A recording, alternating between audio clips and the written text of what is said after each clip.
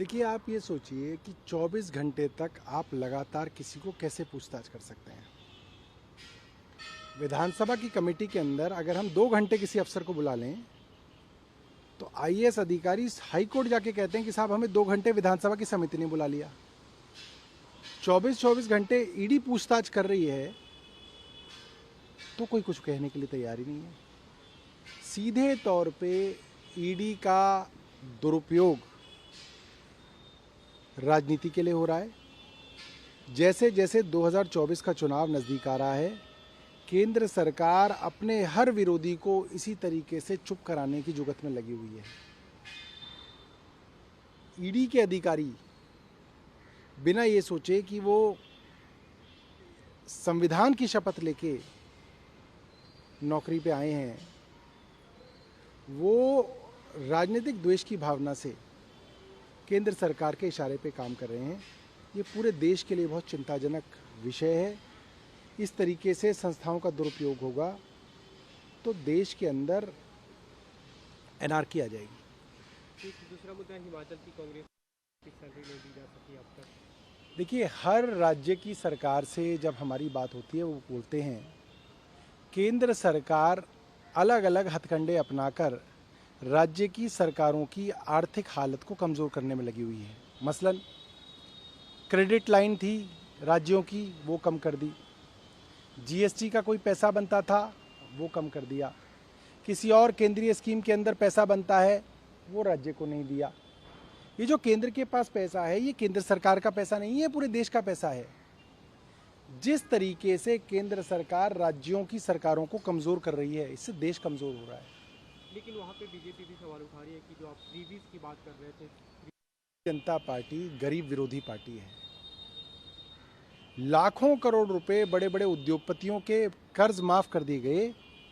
Bharatiya Janata party को उससे कोई फर्क नहीं पड़ता क्योंकि वो बड़े बड़े उद्योगपति हैं, करोड़पति अरबपति लोग हैं। गरीब आदमी का 1 महीने का बिल माफ हो जाए तो भारतीय जनता पार्टी के पेट में दर्द हो जाता है। देखिए, ये जो पूरा का पूरा नैरेटिव है बनाया इसलिए जा रहा है ताकि गरीबों के कल्याण का कोई काम जो है हो ना पाए।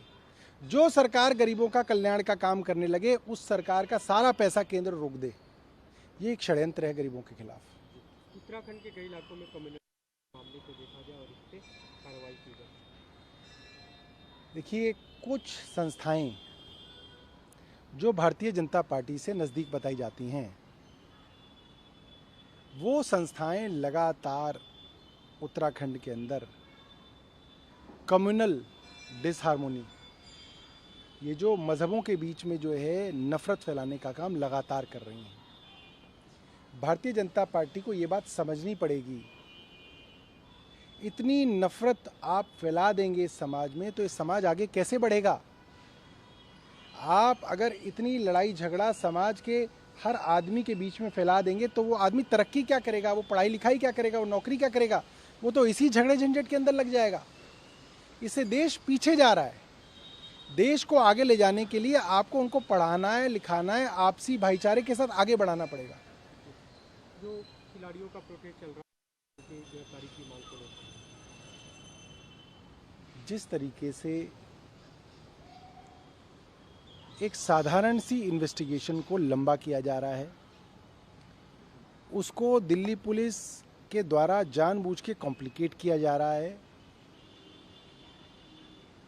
इससे साफ समझ में आता है केंद्र सरकार चाहती है कि उनके सांसद बृजभूषण शरण सिंह को बचा लिया जाए और ये कवायद सिर्फ उसके लिए चल रही है। मुझे खुशी है कि समाज के कई लोग आज उन महिला खिलाड़ियों के साथ खड़े हैं और उनको न्याय दिलाने के लिए अग्रसर हैं। महाराष्ट्र में रिलीजियस राइट्स की आशंका को लेकर वहाँ के कांग्रेस अध्यक्ष ने मांग की है कि राज्य में राष्ट्रपति शासन लगाया जाए क्योंकि कम्युनल राइट्स। देखिए, ये कहना तो बड़ा मुश्किल है कि क्या होने जा रहा है, मगर अगर कोई राज्य सरकार सांप्रदायिक दंगे कराने के लिए अग्रसर है तो ये चिंता का विषय है। मुख्यमंत्री अरविंद केजरीवाल डी राजा से मुलाकात करने वाले हैं, जो अध्यादेश को लेकर विपक्षी दलों को एकजुट करने की कवायद है। देखिए, लगातार अरविंद केजरीवाल जो हैं विपक्षी दलों के नेताओं से मिल रहे हैं। अब तक जिन लोगों से भी मिले सबसे जो है दिल्ली के लोगों के हकों के लिए समर्थन मिला है। सबने कहा है कि केंद्र सरकार जो अध्यादेश लाई है वो इस प्रजातंत्र के खिलाफ है, इस चुनाव तंत्र के खिलाफ है, इस लोकतंत्र के खिलाफ है, इस संविधान के खिलाफ है।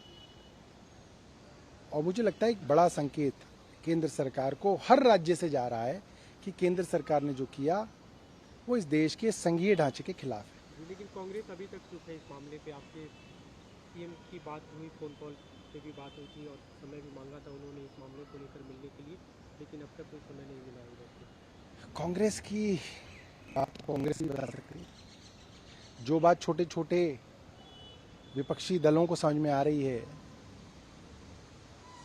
अलग अलग राज्यों के विपक्ष के मुख्यमंत्रियों को समझ में आ रही है, जो दिल्ली में बैठे आम कांग्रेसी को समझ में आ रही है, वो बात कांग्रेस के नेतृत्व को क्यों नहीं समझ में आ रही है, ये बात मुझे समझ में नहीं आ रही है।